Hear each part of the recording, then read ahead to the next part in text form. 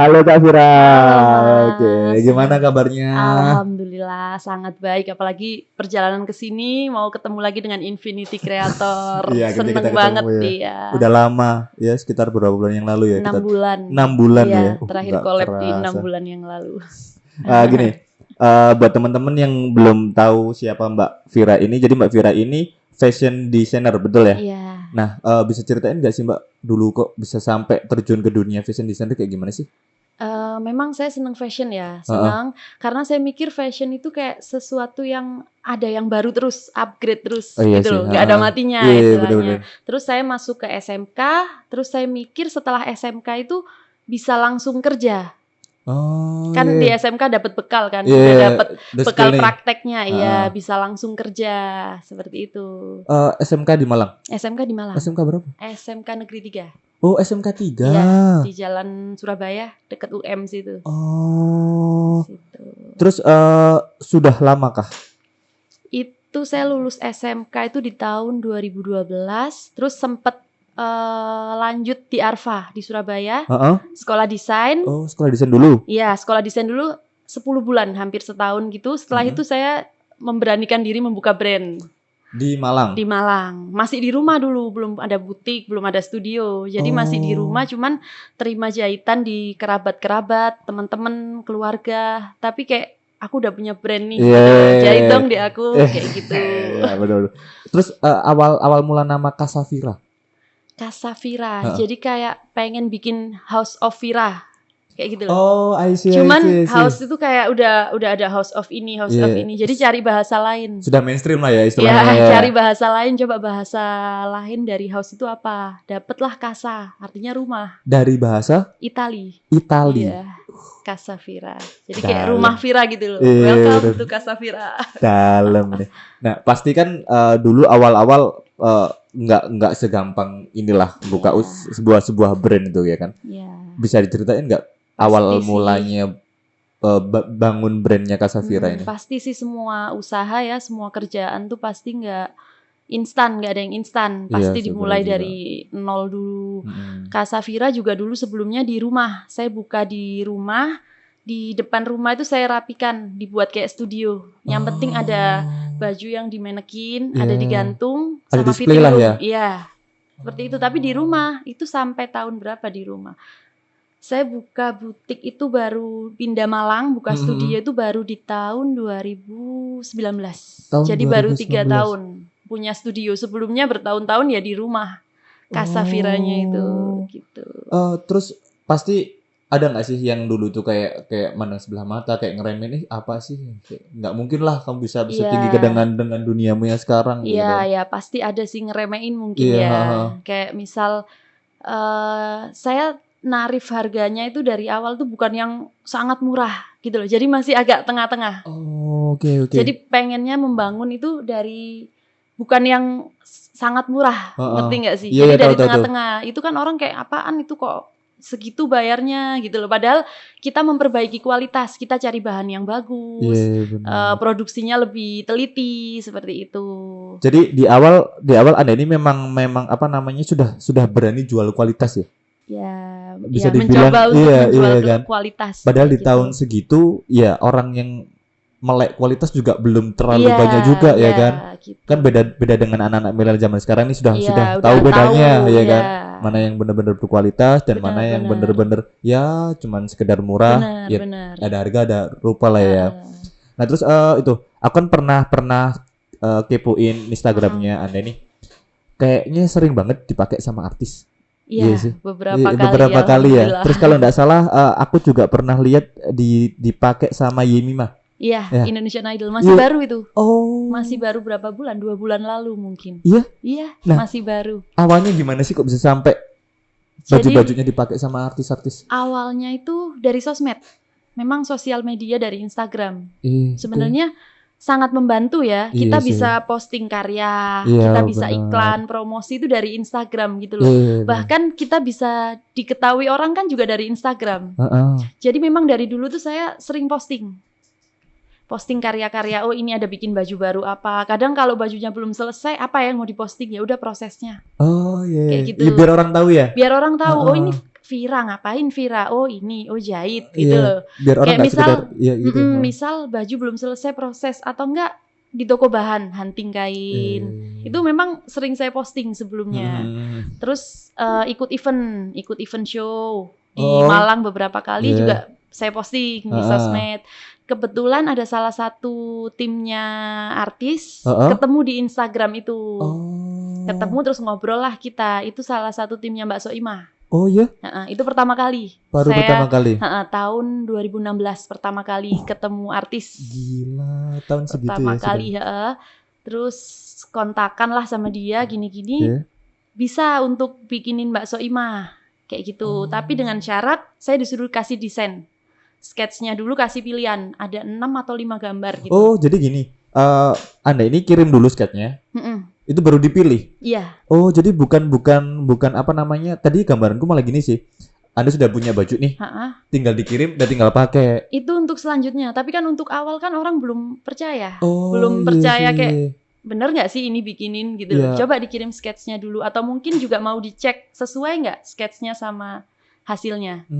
Itu saya bikinin 5 atau 6 dikirim dan setelah dicek beliau pilih berapa gambar itu 4 kalau nggak salah. Pilih 4 gambar. Kalau nggak salah. Dari 6 yang dikirim.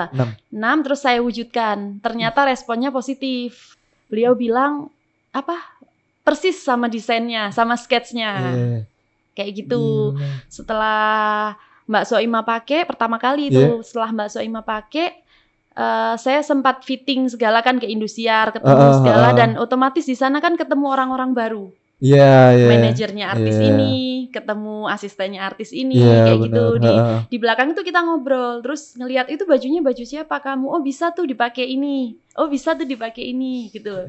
Jadi kayak ketemu, dapet channel lain. Link baru lah ya. Iya, dapet link baru dari situ. Masih inget nggak dulu waktu Mbak Soimah pertama kali make itu di acara apa? Dangdut Academy. Dangdut Academy. Dangdut Academy yang keberapa ya? Ke 2016 pokoknya. Program yang di Indosiar. Iya. Yang paling banyak ditonton. Iya, rame banget. Gila. Terus setelah Mbak Soimah, Mami Dewi Persik. Dewi Persik juga sampai. Setelah itu saat dipakai itu asistennya Bunda Inul kontak. Waktu itu saya bikinin baju Dewi Persik itu hitam bling-bling. Full Swarovski gitu. Nah Bunda Inul tuh kan memang apalagi di dangdut tuh kayak terkenal diva gitu suka yang heboh, bling-bling kayak gitu-gitu kan. Itu dikontak sama asistennya timnya lah. Ini gitu, oh bisa ini itu, iya masuklah ke yang lain. Ya alhamdulillah akhirnya banyak lah jalan ke mana-mana dan mereka juga kan bantu promosi. Kebetulan mereka posting di sosial medianya. Seperti itu. Iya, ya berarti memang awalnya dari Mbak Soimah bisa sampai nyebar gitu ya. Iya, kemana-mana. Terus kok bisa sampai ke Yemima juga gimana ceritanya? Itu kebetulan udah berjalan berapa tahun? 3 tahun ya.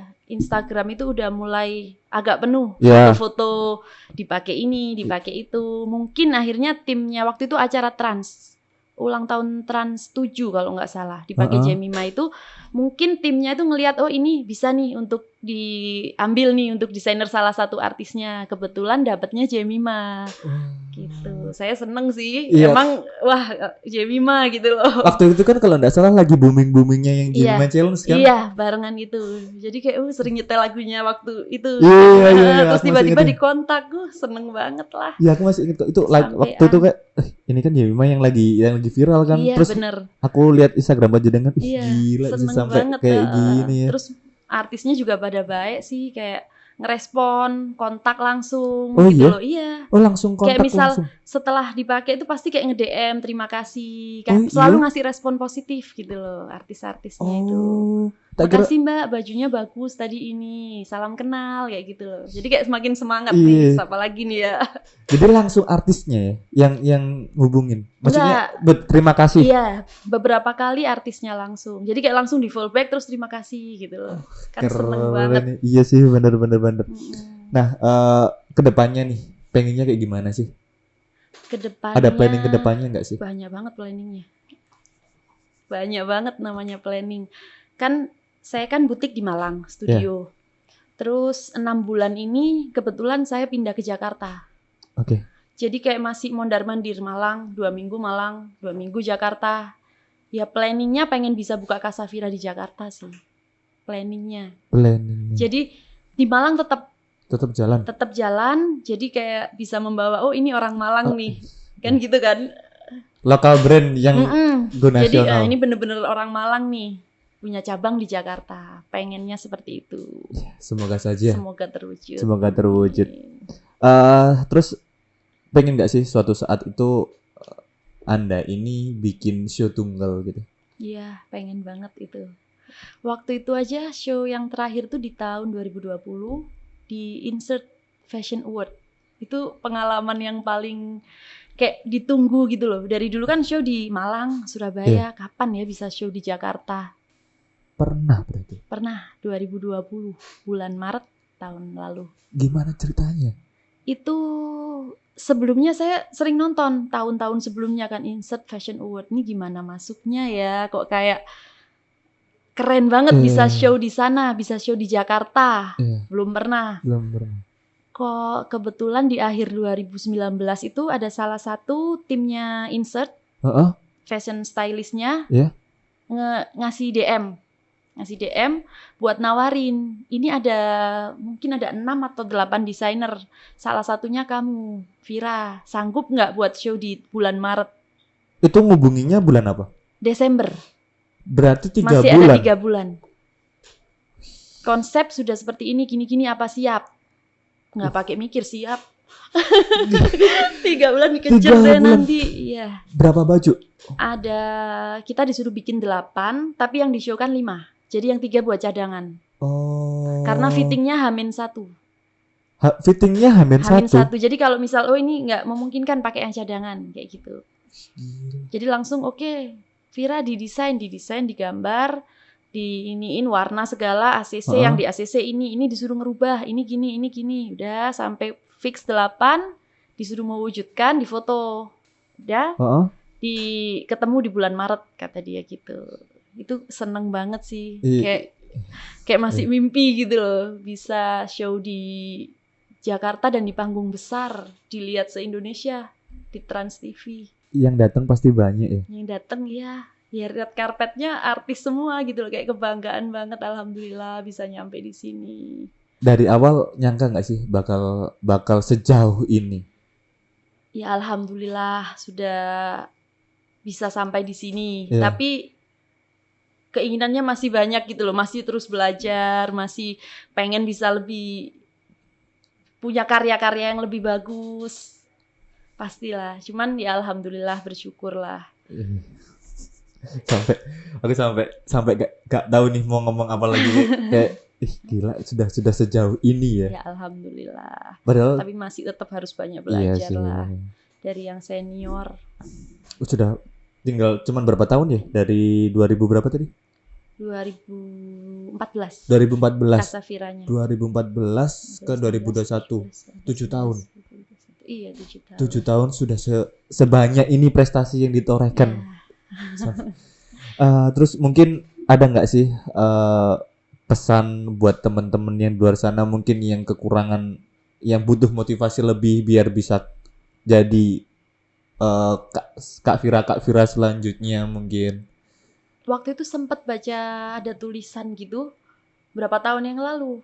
Lakukan apapun yang kau bisa dengan apapun yang kau punya dan dimanapun kau berada. Kayak gitu.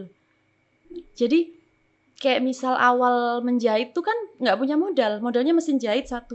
Oh iya serius? Iya kan di rumah awalnya. Mesin jahit 1. Cari klien ya kerabat-kerabat tertentu, teman-teman, keluarga. Bikin pola, bikin desain, bikin pola, masih motong sendiri, ngerjain sendiri. Awal. Jadi kayak bisa sih kayaknya mesin jahit 1 bisa. Segitunya? Iya. Sampai yang sekarang udah ya masih harus masih panjang banget sih harusnya. Orang tua dukung gak sih? Dukung banget alhamdulillah. Dengan rumah mau dipakai setengah untuk pekerjaan, dulu kan di rumah Di bagian depan kan oke dikurangin ya Ma, ini buat pekerjaan nggak apa-apa kan kayak gitu. Papa Terus mama kayak mendukung. awal-awal ke Jakarta itu kan mama nganter, mama nemenin. Oh ya? Iya kemana-mana. Karena kan takut kayak apa ya, kita belum tahu dunia di sana, apalagi dunia entertain kita belum tahu gitu loh. Ya kalau bener ini dikontak, kalau sampai sana ternyata Zong di prank. kan bisa. Jadi didukung sih alhamdulillah. Ya, ya bener.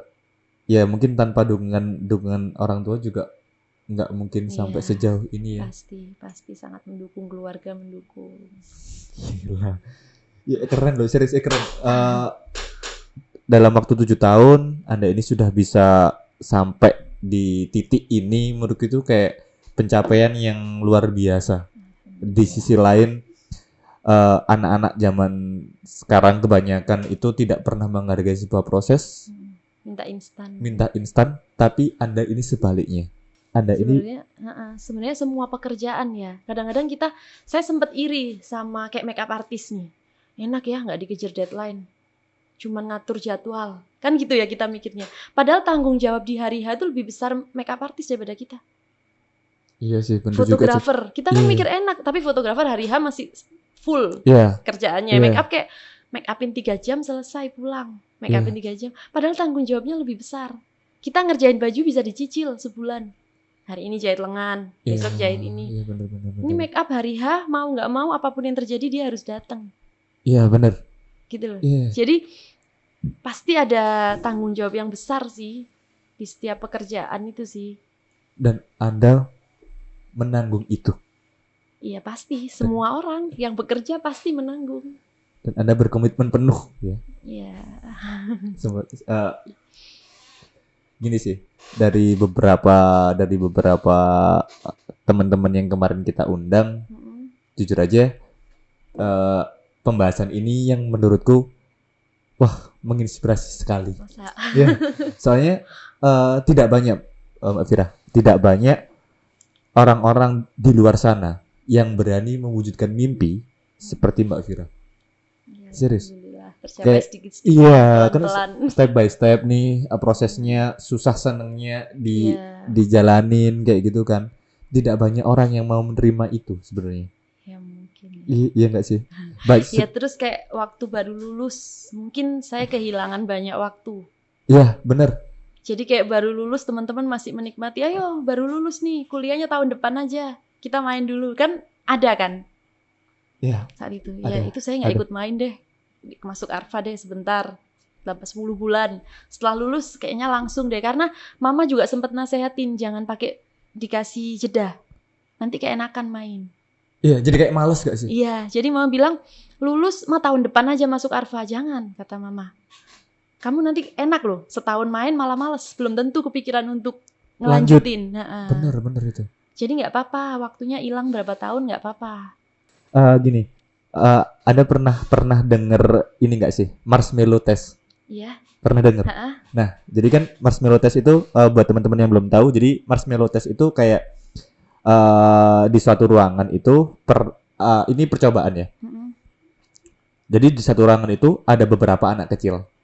Nah, anak kecil itu dikasih marshmallow satu-satu, ya kan? Setelah itu ada dua anak nih. Satunya dikasih marshmallow, satunya ya sama-sama dikasih, cuman satunya dimakan, yang satunya enggak, ya kan? Enggak dimakan. Nah, terus habis itu ditanyain, kenapa kok enggak dimakan? Terus si anak kecil itu bilang, aku lebih baik menunda kesenanganku sekarang untuk nanti, untuk kesenangan yang tiada batasnya. Terus ada juga kata-kata yang kalau di saat teman-temanmu tidur kamu kerja, iya nggak sih? Iya. Terus di saat temanmu main kamu kerja, ya kan? Di saat temanmu lagi ngapain kamu kerja. Nah, di saat teman-temanmu baru bekerja, Anda bermain-main. Iya mungkin ya. Iya. Tapi bukan berarti kayak waktu itu mungkin yang sempet main dulu, sekarang nggak jadi apa-apa, belum tentu. Belum tentu juga. Mungkin ada keberuntungan tersendiri. Benar. Yang dulu main 4 tahun tiba-tiba sekarang udah sukses, bisa. Karena doanya kuat. Misal, bisa kan? Gitu loh, kita berusaha nggak berdoa nggak imbang. Iya benar. Wah, kerja terus lupa berdoa, belum tentu ini. Yang sana kerjanya biasa, doanya kuat. Mungkin dia yang ada yang tiba-tiba yang 6 tahun nggak ngapa-ngapain terus tiba-tiba sukses. Iya. Ada pasti. Apa namanya, orang tuanya punya perusahaan soalnya. Iya, bisa. Lain-lain kan, itu hoki kan juga bisa. Makanya. Ya, tapi aku percaya gini sih, bahwasanya setiap kesuksesan itu pasti diimbangi dengan usaha dan doa. Kayak yang sudah Anda lakukan selama ini sih. Gitu. Usaha nggak mengkhianati hasil gitu. Bener banget. Sih, iya. Soalnya dengan Anda ini masih dibilang muda tapi sudah bener-bener mau berkomitmen untuk menunda segala kesenangannya demi sebuah mimpi yang bisa dibilang cukup besar sih, aku bisa bilang. Semoga deh bisa berjalan baik terus. Pernah ada itu enggak sih? Pernah ada momen buruk yang enggak pernah terlupakan selama membangun Kasavira ini? Pandemik. Itu semua usaha kayaknya, hampir semua usaha. Di awal pandemi kayaknya semua vendor yang berurusan dengan wedding itu kan mati hampir mati. Itu saya sampai banting harga 50% di awal pandemik itu. New normal, saya banting harga 50%. Karena saya mikir daripada nggak jalan, terus saya nggak mungkin memutuskan karyawan. Oh iya? Saya nggak memutuskan karyawan. Serius? Nggak. Selama pandemi? Tidak ada yang saya putus. Terus gimana bayarnya mereka? Ya itu, saya ambil maksudnya bukan kerugian ya. Saya diskon 50%, ya uangnya yang penting karyawan rapi. Saya dapat sedikit-sedikit nggak apa-apa, yang penting karyawan rapi, Kasaviranya nggak tutup. Serius? Iya. Udah dapat sudah ada berapa karyawan sekarang? Sekarang ada 6. Cuman saya nerima beberapa siswa magang, seperti itu kan juga mereka membantu kita. Kita ngajarin, saya sama-sama belajar lah. Kita ngasih ilmu ke mereka, mereka membantu kita. Jadi selama pandemi ini 6 karyawan itu tidak sama sekali dirumahkan? Tidak. Jadi job ada, cuman kan sedikit. Ya udah itu aja dikerjakan, gitu loh. Sangat menurun drastis. Serius? Iya, semua job. Sekarang wedding nggak ada, siapa mau bikin baju pengantin. Terus saya sempet waktu awal pandemik, saya buka sewa gaun. Iya. Dengan harga yang terjangkau. Dari situ juga lumayan. Karena kan new normal wedding, acara di rumah, akad. Itu mereka kan acara di rumah, akad, ngapain baju yang gawat, yang heboh. Cari yang simple, yang nggak mahal. Itu buat nutup produksi? Iya. Gini, kenapa kok memilih tidak merumahkan karyawan? Padahal kan kalau kita ngomongin secara bisnis nih ya kan, kita ngomongin bisnis, dengan Anda merumahkan karyawan otomatis kan lebih produksi aman. Lebih aman, safe. Kenapa? Gimana ya? Iya, kalau setelah dirumahkan terus keadaan sudah membaik, belum tentu mereka mau balik ke kita. Kita kan juga sama-sama butuh. Atau mungkin mereka udah job sendiri, terus juga kita gimana ya, kesian juga sebenarnya tiba-tiba diputus gitu loh. Sedangkan orderan ada, biarpun sedikit ada. Kan mereka tahu kan, oh ini Kak Vira ada orderan ini. Kok yang dikeluarin ini, kok aku tetap kok ini dikeluarin. Jadi kayak ya udahlah, biar berjalan aja tetap. Saya ada kerugian sedikit-sedikit nggak apa-apa deh. Ya istilahnya dapat untung yang apa ya, Pak bahasa Jawanya. Apa ya? Ngerti ya? Iya, tahu. Ibaratnya yang penting nutup produksi lah. Iya, yang penting nutup udah. Nggak rugi, yang penting kebayar karyawan, ini, itu, listrik, ibaratnya kebayar itu semua. Terus Kasaviranya nggak hilang. Kalau misal karyawan saya rumahkan semua, nggak produksi, diem setahun. Setahun kita perkenalan lagi akhirnya, orang belum tentu tahu.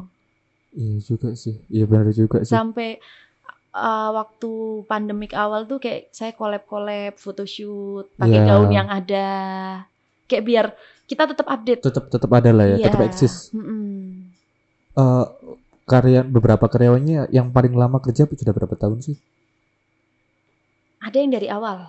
Dari awal. Satu orang itu dari awal di 2014 ya. Yeah. Nah, sebelumnya itu sempat di Mama tuh kayak produksi gamis gitu-gitu sebelumnya. I see. Sekarang udah enggak, sebelumnya itu.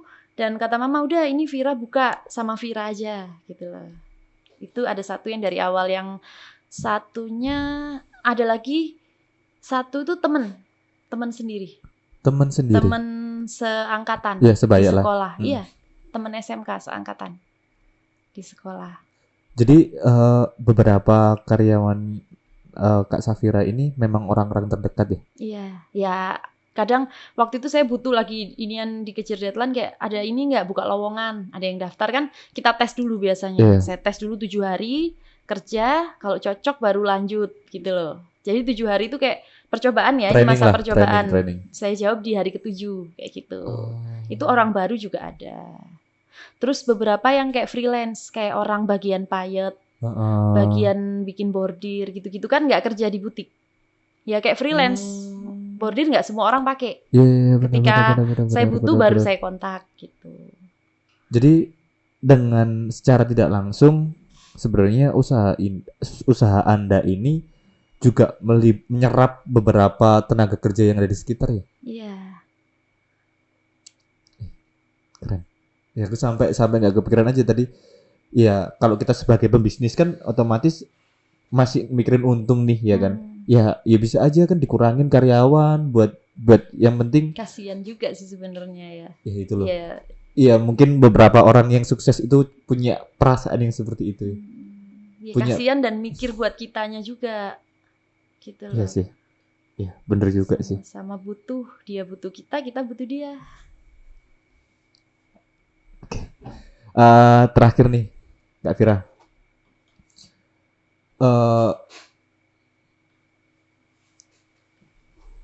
Harapan yang mau impian yang bener-bener pengen dicapai itu apa sih?